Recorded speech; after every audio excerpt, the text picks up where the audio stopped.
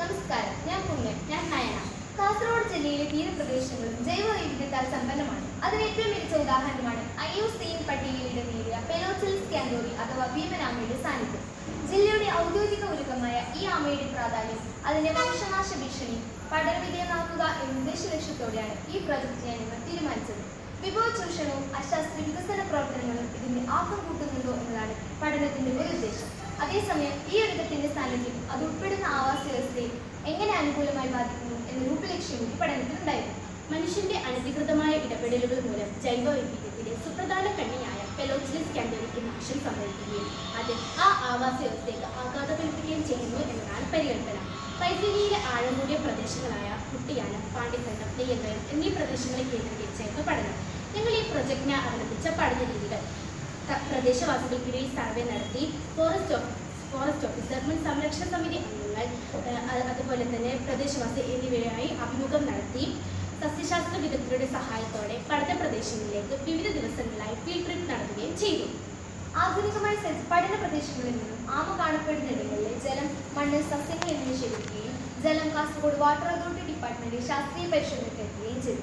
കൂടാതെ മണ്ണിന്റെ ജലസംഭരണശേഷി, ജലവാർച്ചാശേഷി എന്നിവയും ശാസ്ത്രീയമായി പരിശോധിച്ചു. ആധുനികമായി സജ്ജീകരിച്ച സ്കൂൾ ലബോറട്ടറിയിൽ മണ്ണിന്റെയും ജലത്തിന്റെയും വിവിധ ഗുണങ്ങൾ ശാസ്ത്രീയമായി പരിശോധിച്ചു.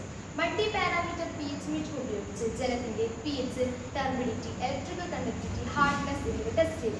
കൂടാതെ വിവിധ റിയേജന്റുകൾ ഉപയോഗിച്ച് ജലത്തിന്റെ nitrate, chloride, ammonia, E. coli, iron എന്നീ ടെസ്റ്റുകളും ചെയ്തു.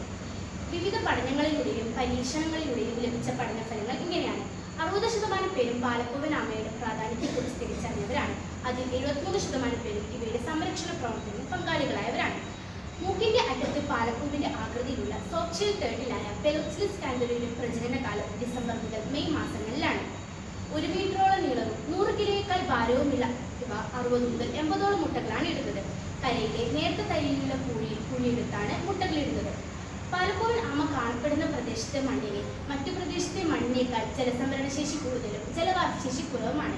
ഈ സവിശേഷതയാണ് ആമയുടെ നിലനിൽപ്പിന് ആധാരമെന്ന് നമുക്ക് ഇതിലൂടെ മനസ്സിലാക്കാം. ഡിസംബർ അവസാനമാണ് ഇവിടുത്തെ തടയണയിൽ ഷട്ടർ ഇടുന്നത്. ഷട്ടർ ഇടുന്ന സമയത്ത് ജലനിരപ്പ് 3 അടിയോളം ഉയരുകയും വെള്ളത്തിനടിയിൽപ്പെട്ട് മുട്ടകൾ ചീയുകയും ചെയ്തു. ഇത് ഇതിന്റെ നിലനിൽപ്പിനെ പ്രതികൂലമായി ബാധിക്കുന്നു. പാലപ്പൂവൻ ആമയുടെ സംരക്ഷണത്തിന് ഞങ്ങൾ നിർദ്ദേശിച്ച പരിഹാര മാർഗങ്ങൾ ഇവയാണ്. പഠന പ്രദേശത്തെ ട്രാൻസിഷൻ സോണായി പ്രഖ്യാപിക്കുക, അനധികൃതമായ മത്സ്യബന്ധനം നിയന്ത്രിക്കുക, മണൽ ഖനനം തടയുക. നന്ദി, നമസ്കാരം.